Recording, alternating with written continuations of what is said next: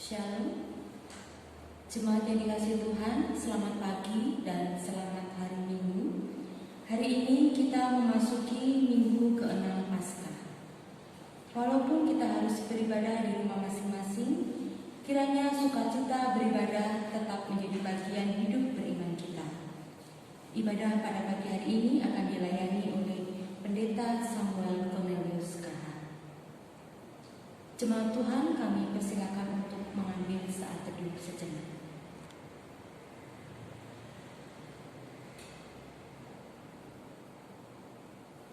Saat teduh selesai, hari demi hari, minggu demi minggu, bahkan bulan pun telah berganti. Kita masih beribadah di rumah saja. Rasa rindu semakin besar. Ingin rasanya berkumpul bersama dalam persekutuan jemaat, menyanyi bersama, berdoa bersama, dan mendengarkan firman Tuhan bersama. Jemaat Tuhan, ketahuilah bahwa Allah mendengar dan memperhatikan setiap keinginan dan harapan kita. Ia terus bekerja melalui pemerintah, TNI Polri, juga tenaga kesehatan. Melalui mereka, Tuhan akan dan pasti pulihkan keadaan kita. Semua dilakukannya karena kasih-Nya besar bagi kita, melebihi dari segala yang kita pikirkan. Jemaat Tuhan, di minggu ke-6 Paskah ini, marilah kita satukan hati memuji Tuhan Yesus, dan dengan berdiri, kita lakukan pujian dari Kitab Bakti 16, baik yang pertama dan yang kedua.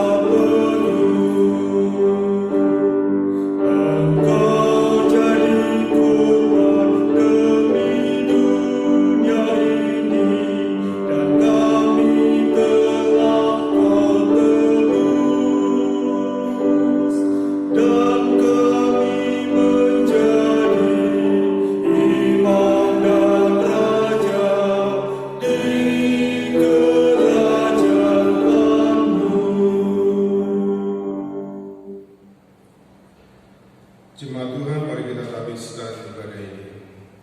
Pertolongan bagi kita adalah di dalam nama Tuhan yang menjadikan langit dan bumi.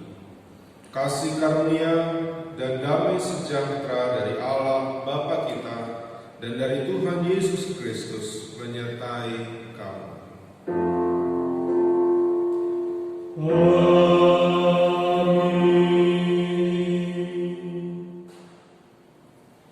Jemaat Tuhan, mari kita berdoa kepada Allah. Ya Bapa Maha Kuasa, kami bersyukur atas kesempatan menikmati kembali hari baru ciptaan-Mu. Kami merasakan pemeliharaan-Mu yang berlaku bagi kami hari lepas hari. Ya Kristus penebus, kami bersyukur atas kasih-Mu bagi kami, sehingga di tengah keresahan akan keadaan hidup yang menekan, kami tidak pernah merasa sendirian. Engkau kerap kali hadir sebagai sahabat bagi kami. Kami memohon ampun atas segala kesalahan dan dosa kami yang tidak berkenan kepadamu. Kami memohon kehadiran Roh-Mu yang kudus, agar kami selalu dibaharui, sehingga syukur dan sembah kami berkenan di hadapan-Mu. Kepadamu kami memohon. Amin.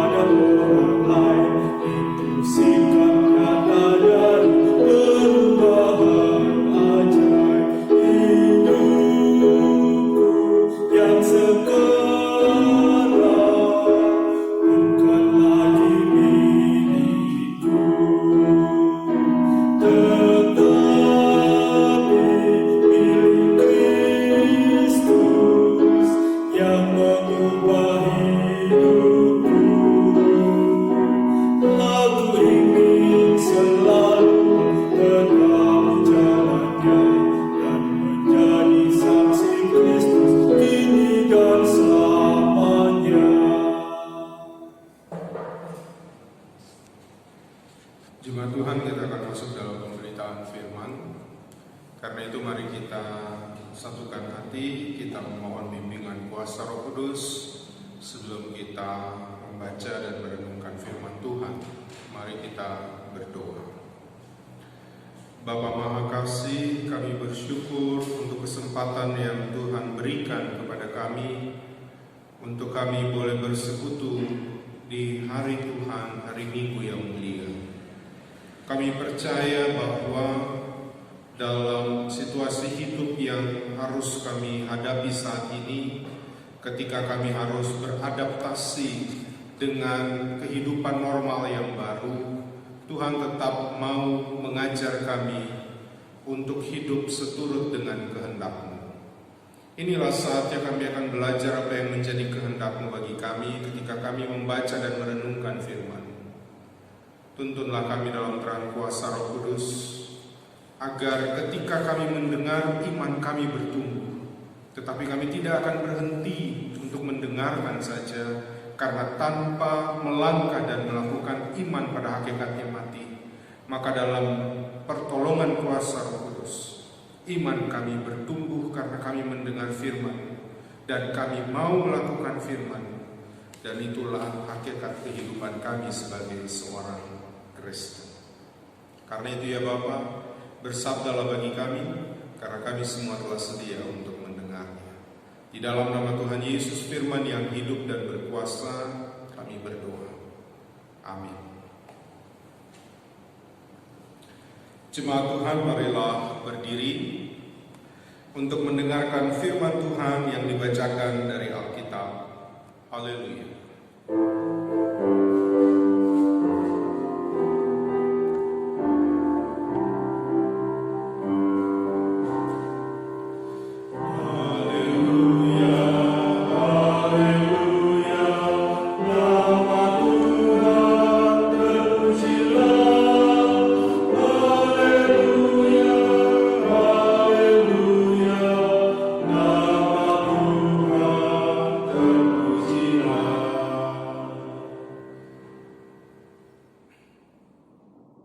Pembacaan Alkitab diambil dari 1 Korintus 11 ayat 17 sampai dengan yang ke-23 yang mengatakan,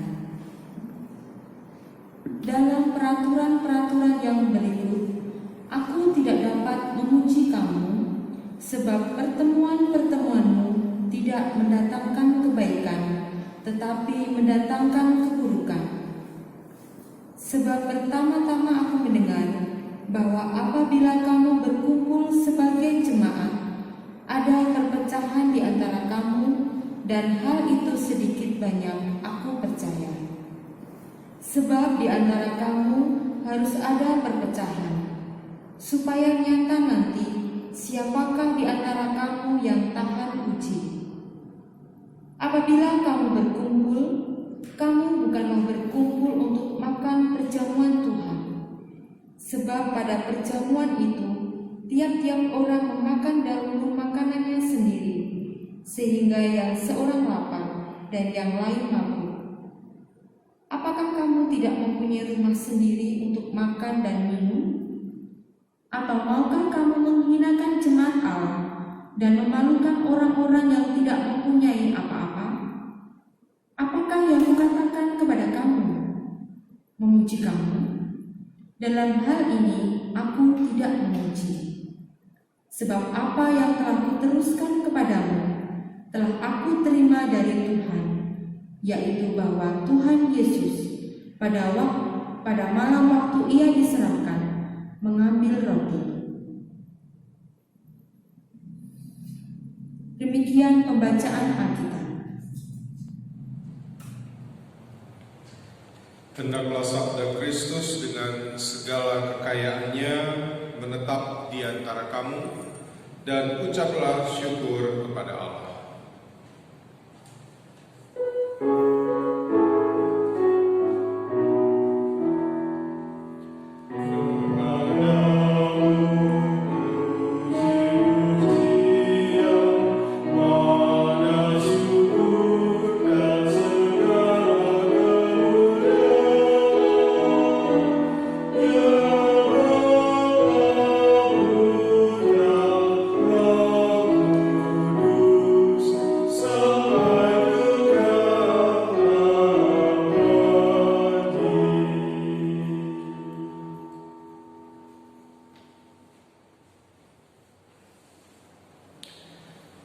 Jemaat yang dikasihi Tuhan, Shalom.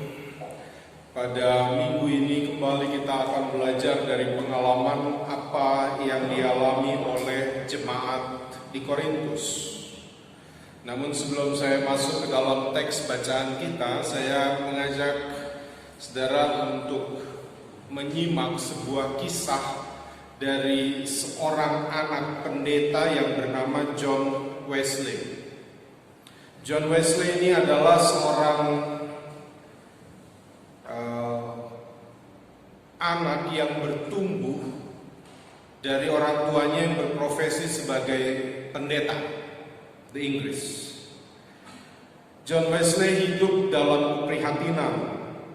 Ketika ia kecil, ia hidup dalam kemiskinan karena keterbatasan penghasilan dari orang tuanya. Oleh karena itu, dia karena menjalani pengalaman kehidupan yang cukup memprihatinkan, tetapi itu tidak membuatnya menjauh dari Tuhan. Malah dia mempunyai sebuah tekad bahwa ia akan terus menjalani hidupnya untuk melayani. Walaupun dia besar dalam keluarga yang bisa dikatakan miskin dan menderita, ia tidak akan pernah menjauhkan diri dari pelayanan. Nah, dalam kehidupannya, ia mengalami kehidupan yang lebih baik ternyata. Ketika dia bertumbuh, kehidupan yang lebih baik dari ayahnya. Ia kemudian berkesempatan untuk menjadi seorang tenaga pengajar di Oxford University.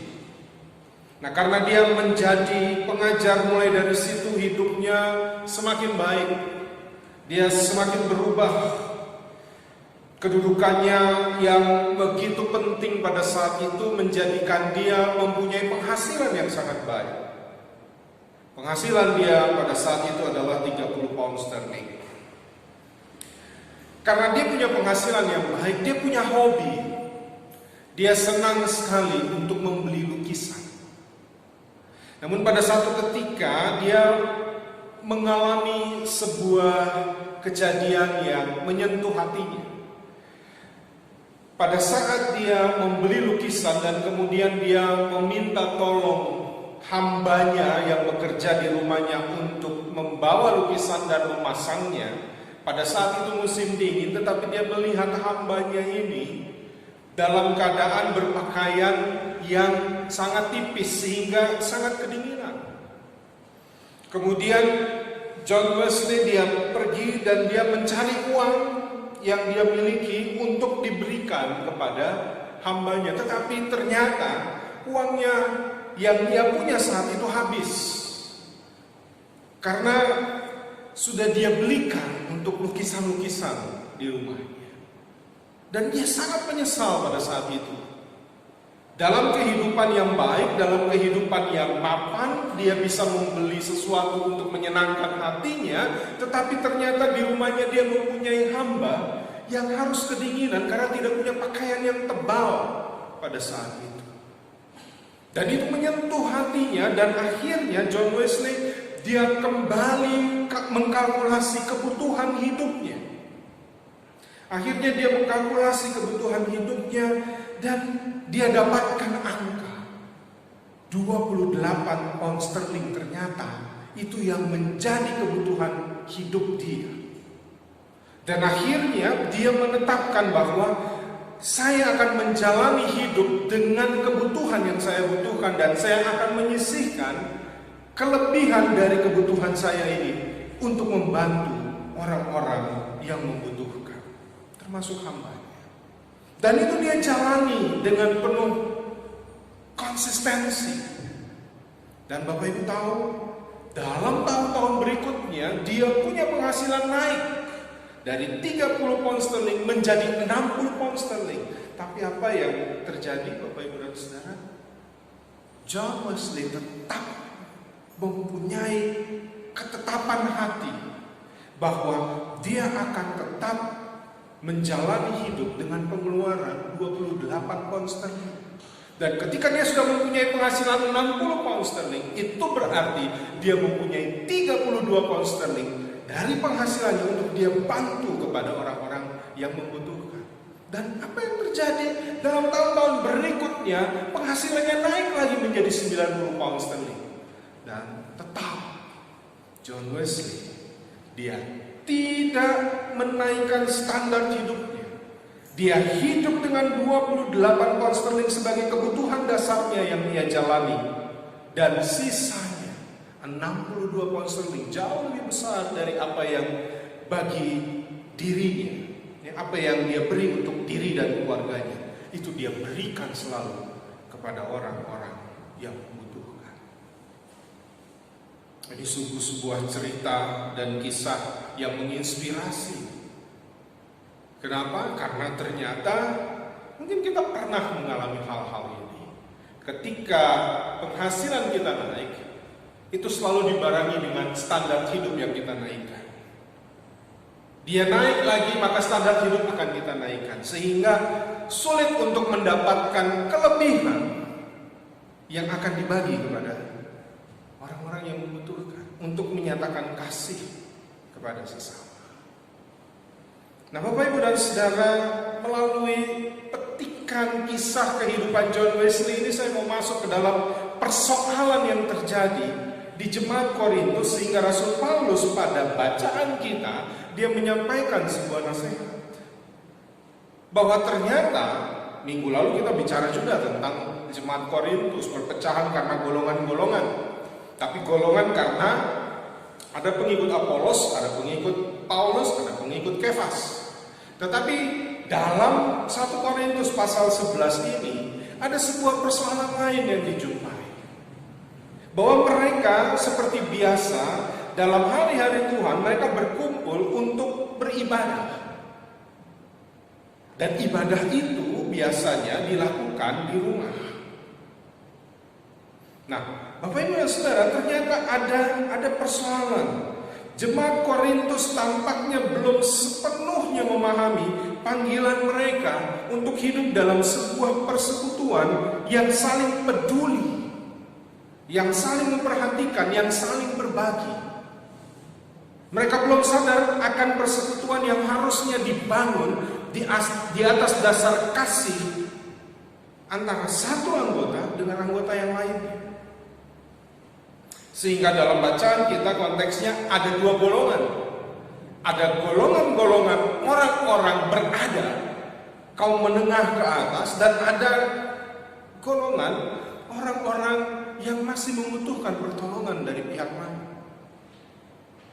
Ini yang terjadi. Nah, seperti biasanya mereka ketika berkumpul pada saat itu, kebiasaan persekutuan saat itu adalah setiap kali mereka mengadakan perjamuan Tuhan seperti yang Tuhan Yesus perintahkan, selalu diawali dengan perjamuan makan. Jadi mereka berkumpul di rumah dari satu jemaat, dan biasanya di rumah itu ada dua ruangan. Ada satu ruang makan, terdapat meja untuk makan, dan ada ruang tengah yang biasanya makannya hanya digelar biasa, lesehan kalau dalam bahasa kita. Nah, ternyata dua ruangan ini menjadi sebuah persoalan. Kenapa? Karena orang-orang yang mereka biasanya kalau beribadah membawa makanan, dan orang-orang yang kaum menengah ke atas yang biasa membawa makanan dalam ibadah tersebut, dalam pertemuan tersebut, mereka biasanya datang lebih awal supaya dapat tempat di meja makan, di ruang makan. Dan karena mereka merasa bahwa mereka bawa makanan yang banyak. Tetapi orang-orang yang hanya membawa makanan sedikit ataupun yang tidak mampu untuk membawa makanan, mereka sudah pasti hanya duduk di ruang tengah. Kejadian ini benar-benar terjadi dalam persekutuan umat. Mereka berkumpul, setelah mereka berkumpul makan dalam jamuan makan, dan kemudian mereka masuk dalam jamuan Tuhan. Tetapi mereka duduk bersama, mereka duduk berdampingan, tanpa ada, sepertinya tidak ada ikatan kasih dan kepedulian antara satu dengan yang lain. Kenapa? Karena kaum yang kaya, mereka yang punya membawa makanan yang banyak, mereka hanya memikirkan dirinya.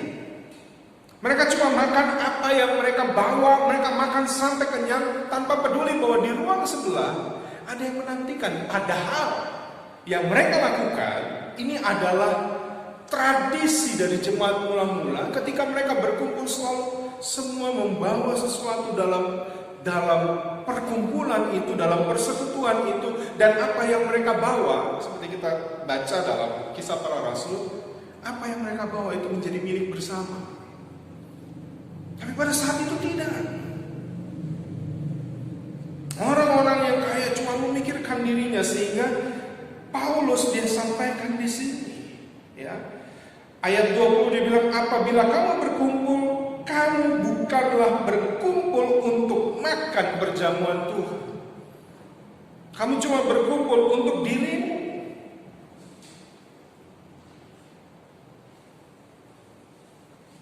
Paulus menegur mereka. Tidak ada dalam persekutuan itu belas kasihan yang terjadi.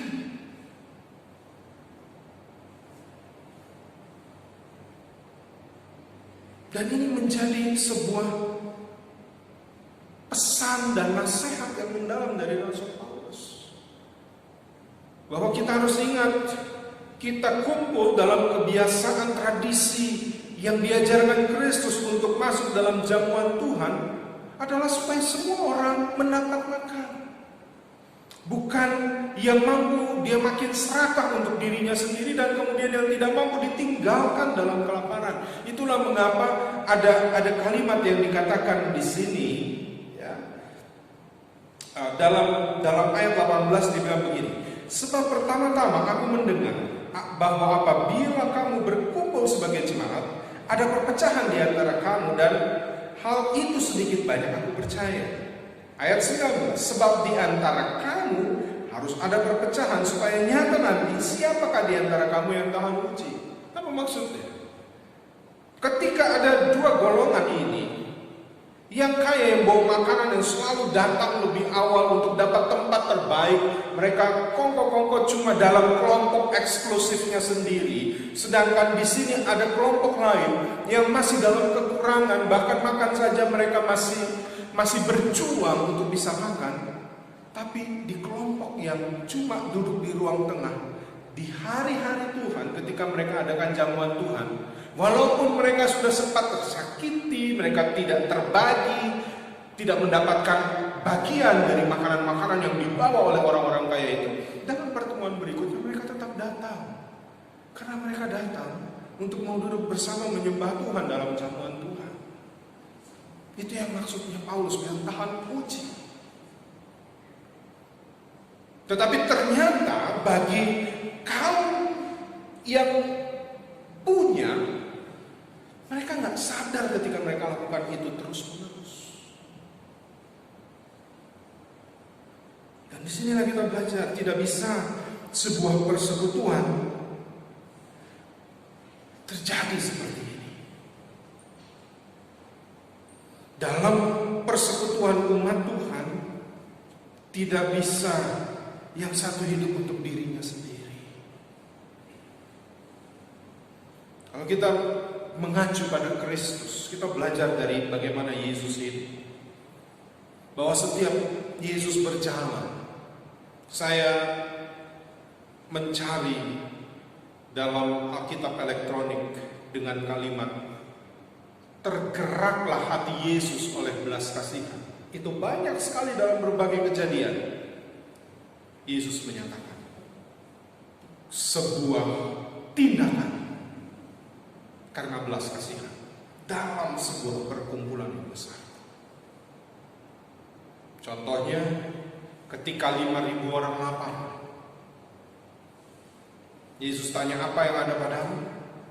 Cuma 5 roti, 2 ikan. Dan Yesus tidak bilang, cuma ini? Enggak.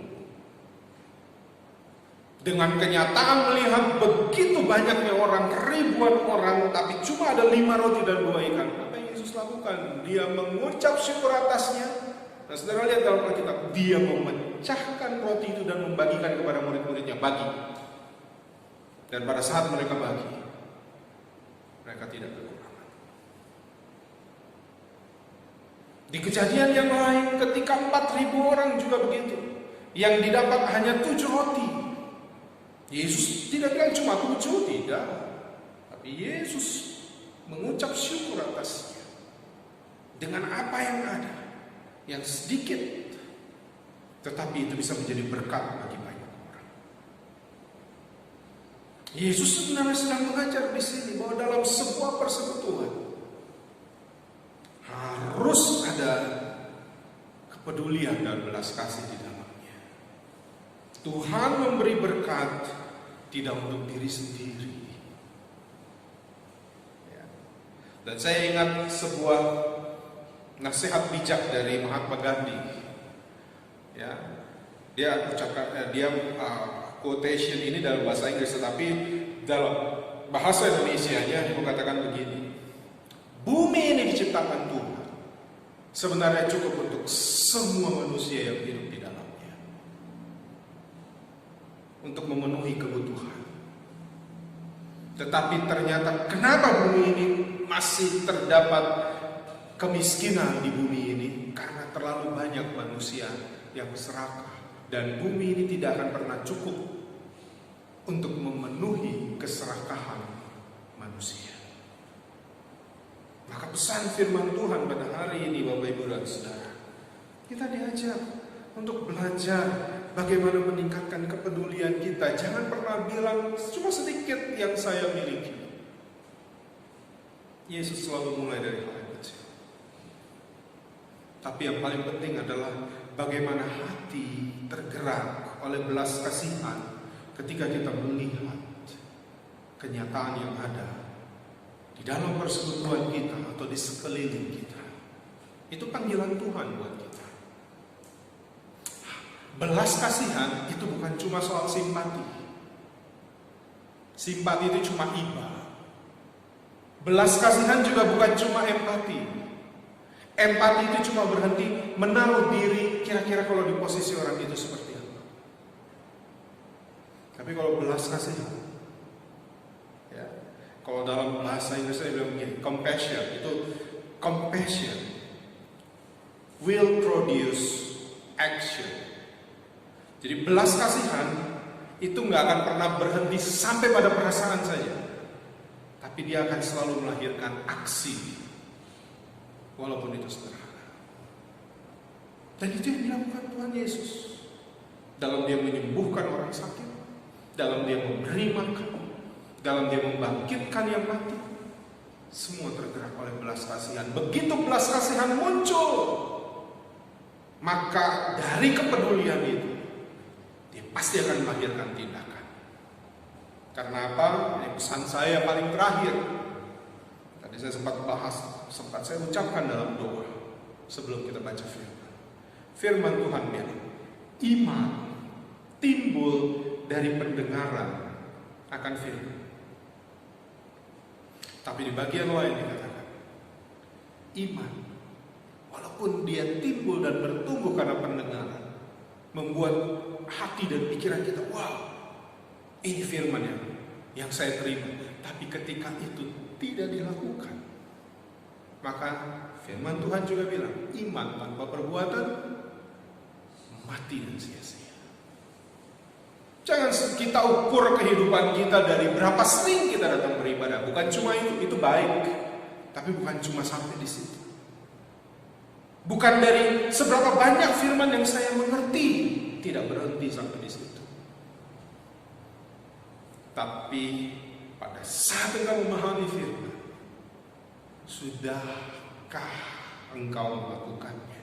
Sudahkah engkau melangkah untuk berbuat sesuatu? Itu baru kelihatan iman. Karena apa?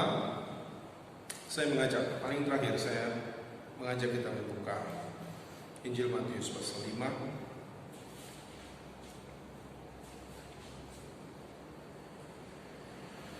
Ayat 16. Saya akan bacakan bagi saudara. Demikian hendaknya terangmu bercahaya di depan orang, supaya mereka melihat apa yang mereka lihat. Bukan gedung gereja, bukan caramu berdoa, bukan ketika kau nyanyi suaramu tinggi berapa oktav, tidak. Tapi apa yang mereka lihat untuk mereka memuliakan Bapamu yang di surga. Perbuatan yang baik dan memuliakan Bapamu yang di surga. Yesus sudah mengajarkan itu ukurannya. Maka saat ini kembali kita menerima pengajaran, belajar dari apa yang dialami oleh jemaat Korintus. Begitu banyak kesempatan kita justru di saat-saat sulit ini untuk menunjukkan kepedulian dan belas kasih kita kepada orang-orang yang membutuhkan. Begitu banyak orang yang berteriak, sulit. Mungkin kita bisa bilang, saya juga sulit. Betul. Tapi kita tahu ya, bahwa ketika Tuhan memberkati, ada sebenarnya kemampuan yang Tuhan berikan bagi kita untuk bisa berbagi. Jangan pernah keraskan hati dan mencari dalih untuk tidak bertindak. Itu pesannya. Jangan pernah keraskan hati dan bilang nanti, tunggu. Ingat tadi saya kasih tahu kisah di awal tentang John Wesley. Dia nggak bilang, ya udahlah untuk kesenangan saya, untuk kebutuhan saya, 30 pound sterling penghasilan saya, itu memang sudah cukup. Tapi ternyata ketika dia kalkulasi ulang, oh ternyata masih ada yang bisa dia sisihkan, masih ada yang bisa dia lakukan untuk orang-orang yang membutuhkan. Dan ketika dia naik terus, penghasilannya naik terus, dia tidak menaikkan standar kehidupannya, tetapi dia justru bisa berbagi lebih. Apa yang saya bilang di sini? Bahwa Tuhan memberkati kita untuk menjadi berkat bagi orang. Kita ini saluran. Kisah Alkitab bilang 5.000 orang dikasih makan. Makanan yang terkumpul di depan Yesus sebelum Yesus mengucap syukur dan memecah-mecah untuk membagi, itu datang dari anak kecil yang tidak diperhitungkan. Karena biasanya yang dihitungkan 5.000 orang itu cuma orang laki-laki dewasa. Anak ini tidak diperhitungkan. Tapi dengan dia berbagi, ini pesannya. Dengan dia berbagi, ketika dia menyerahkan apa yang dia miliki, dan ketika Yesus mengucap syukur dari apa yang dia miliki, apakah dia kelaparan? Tidak. Karena dari apa yang dia beli, semua makan, masih ada sisa. Bahkan dia bisa masih dapat lebih dari apa yang dia miliki semula. Mari bangun sebuah persekutuan yang peduli. Gereja dilihat, gereja dipandang memuliakan Bapa di sorga dari perbuatan orang-orang yang bersekutu di dalamnya. Berbuatlah, melangkahlah dalam iman, lakukan sesuatu. Jangan saudara kecil, yang kita anggap itu kecil, tapi di dalam kuasa Tuhan, dampaknya itu akan luar biasa. Kiranya Tuhan memberkati saudara. Kita bangun terus persekutuan yang berbelas kasih, yang saling peduli, yang tidak memikirkan diri sendiri, tetapi kita menjalani hidup yang lebih besar dari diri kita sendiri, yaitu dengan memperhatikan, mempedulikan, berbagi kasih dengan belas kasih yang ditindaklanjuti oleh tindakan kasih yang akan memuliakan Bapa di sorga. Selamat hari Minggu. Tuhan Yesus memberkati. Amin.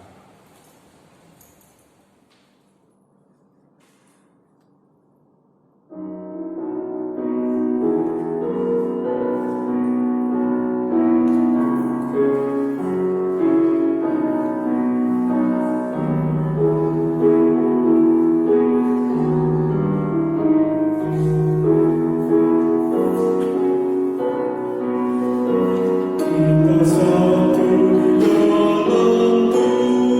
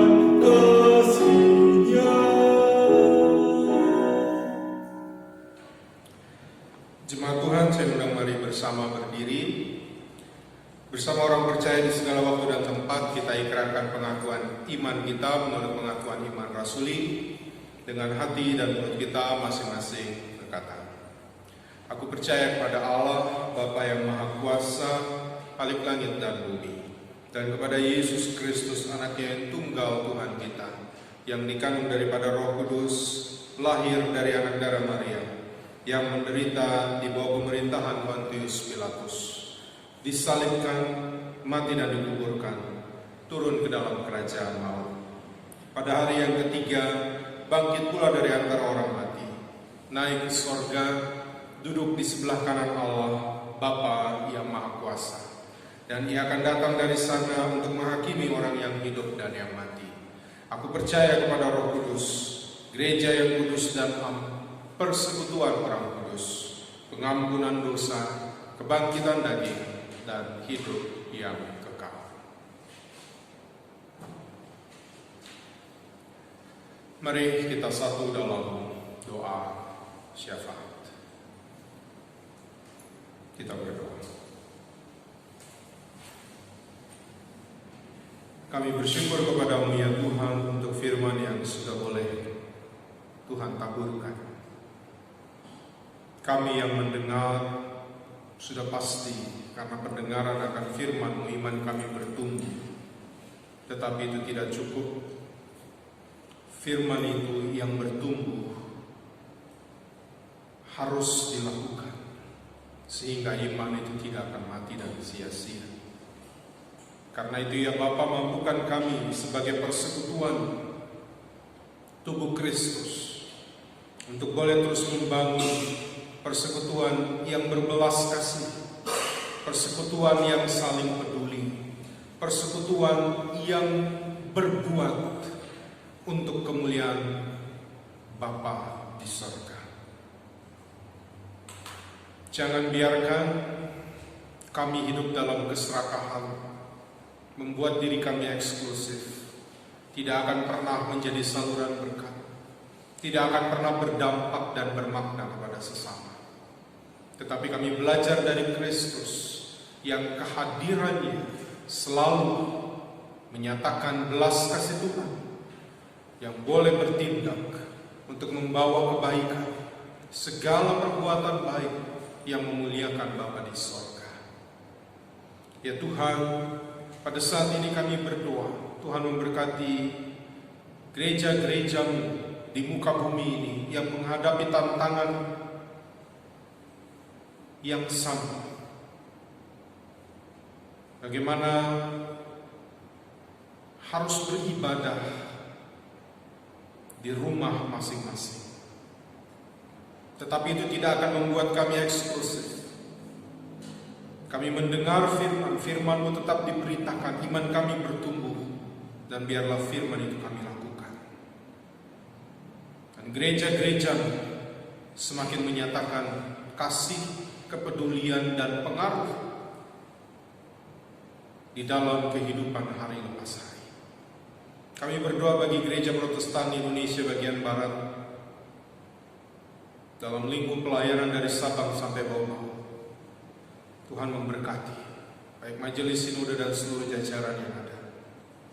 Kami bersati berdoa bagi GPIB Jemaat Solo Utara di Surakarta. Tuhan memberkati baik para presbiter yang melayani, seluruh jemaat Tuhan, unit misioner, karyawan, koster, semua kami masuk dalam persekutuan tubuh Kristus yang boleh saling menguatkan, mengasihi, peduli, dan berbelas kasih.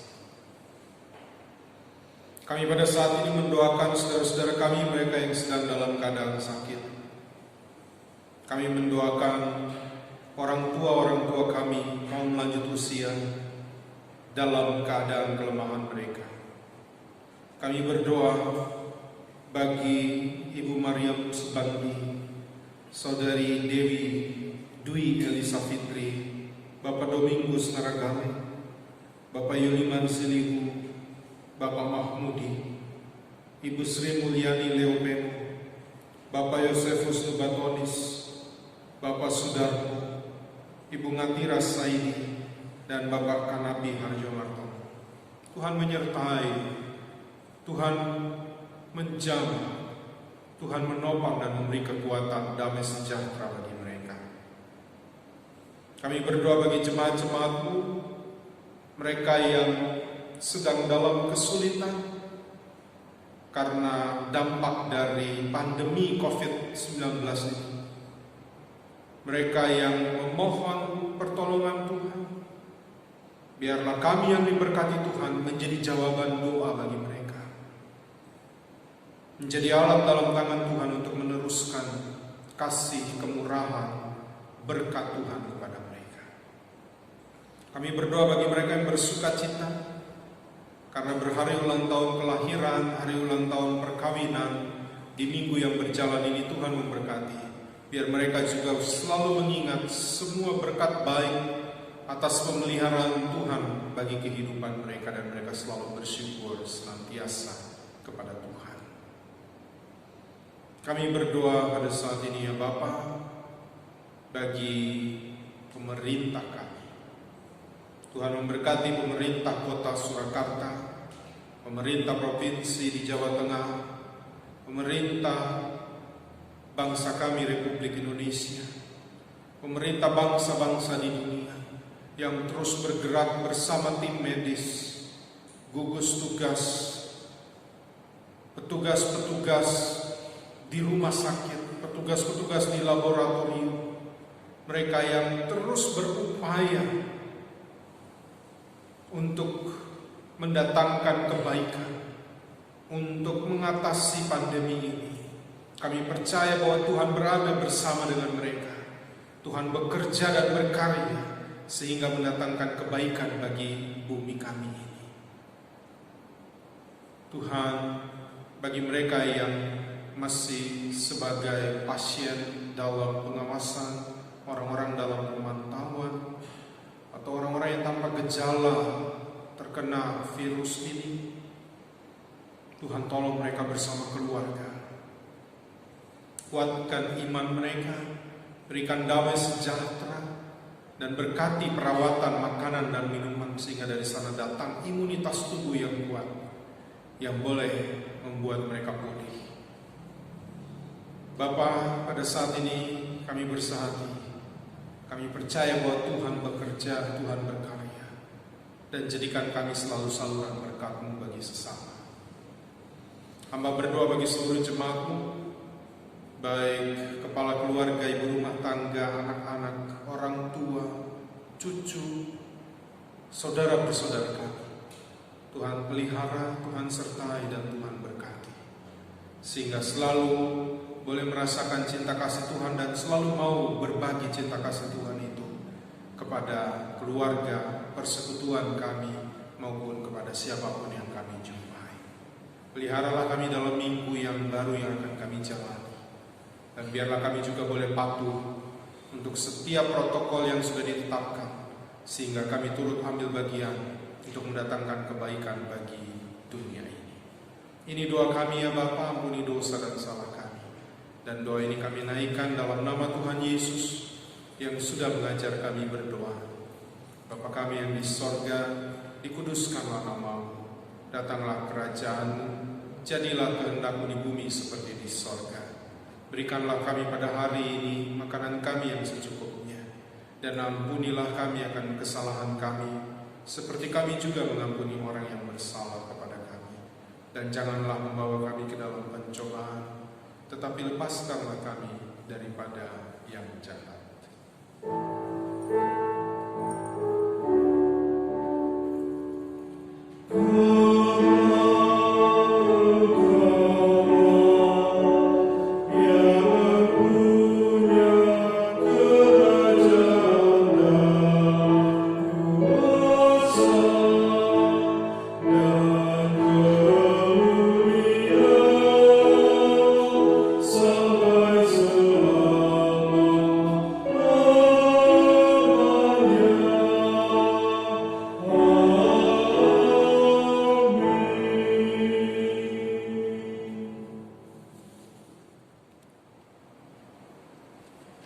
Bapak Ibu yang terkasih dalam Tuhan Yesus Kristus, marilah kita ungkapkan syukur hati kita dengan mengumpulkan persembahan khusus dan persembahan sukarela bagi pelayanan gereja Tuhan, sambil mengingat firman Tuhan dalam Ibrani 13 ayat 15 sampai dengan ayat yang ke-16 yang menyatakan, sebab itu marilah kita oleh Dia senantiasa mempersembahkan korban syukur kepada Allah, yaitu ucapan bibir yang memuliakan namanya. Dan janganlah kamu lupa berbuat baik dan memberikan bantuan, sebab korban-korban yang demikianlah yang berkenan kepada Allah. Tuhan memberkati kita dan persembahan kita.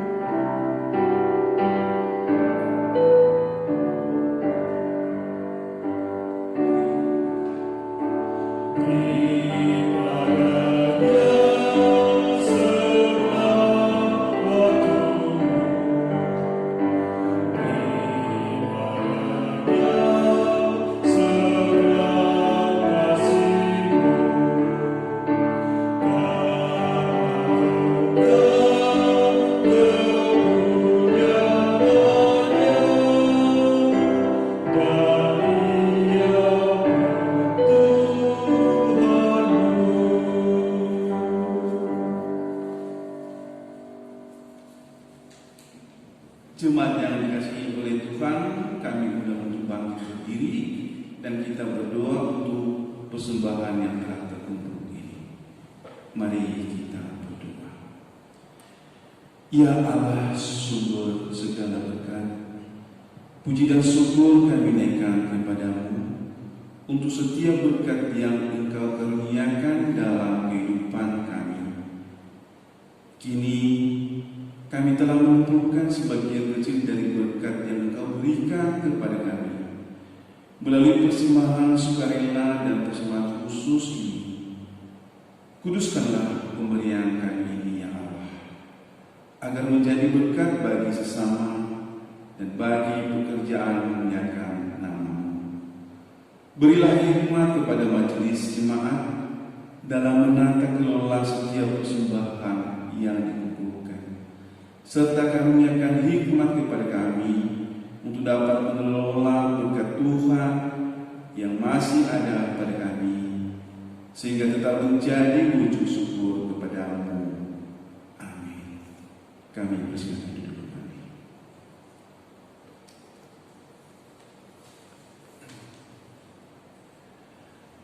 Bapak Ibu yang terkasih dalam Tuhan Yesus Kristus, mari kita mengikuti warta jemaat dalam sepekan ini. 1. Ibadah keluarga akan dilaksanakan di rumah jemaat masing-masing setiap hari Rabu pukul 19.30 WIB dengan menggunakan tata ibadah keluarga yang akan dibagikan melalui WhatsApp. 2. Bagi Bapak Ibu jemaat atau simpatisan yang hendak menyampaikan persembahan, persembahan perpuluhan dan persembahan syukur dapat menyerahkan ke kantor majelis jemaat atau dapat ditransfer ke nomor rekening BNI dengan nomor 855 555656 atas nama GPIB Saudara Surakarta. Yang ketiga, majelis jemaat mengucapkan selamat ulang tahun bagi warga jemaat yang berulang tahun kelahiran dalam ulang tahun pernikahan tanggal 17 sampai 23 Mei 2020. Tuhan Yesus memberkati. Keempat, disampaikan kepada seluruh jemaat agar menjalankan pola hidup bersih dan sehat, tetap di rumah saja, rajin mencuci tangan, hindari kerumunan, jika ada keperluan di luar rumah, selalu jaga jarak dan gunakan masker. Yang kelima, pada hari Kamis tanggal 21 Mei 2020 akan dilaksanakan ibadah dalam rangka kenaikan Tuhan Yesus. Ibadah dilaksanakan secara online jam 8 pagi.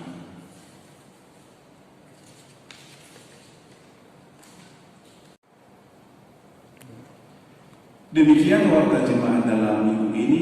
Tuhan memberkati. Amin. Jemaat Tuhan, saya undang mari bersama berdiri. Kita menjadi pelaku firman Tuhan dengan tetap memancarkan kasih Tuhan melalui pikiran, perkataan, dan perbuatan yang memberkati hidup sesama kita sehingga kita memuliakan Bapa yang di sorga.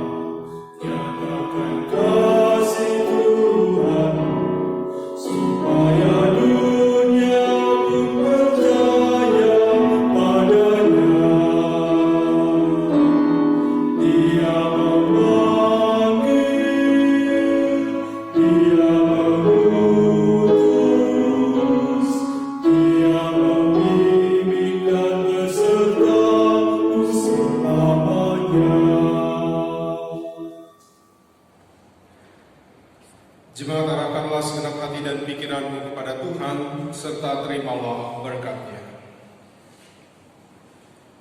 Tuhan memberkati engkau dan melindungi engkau.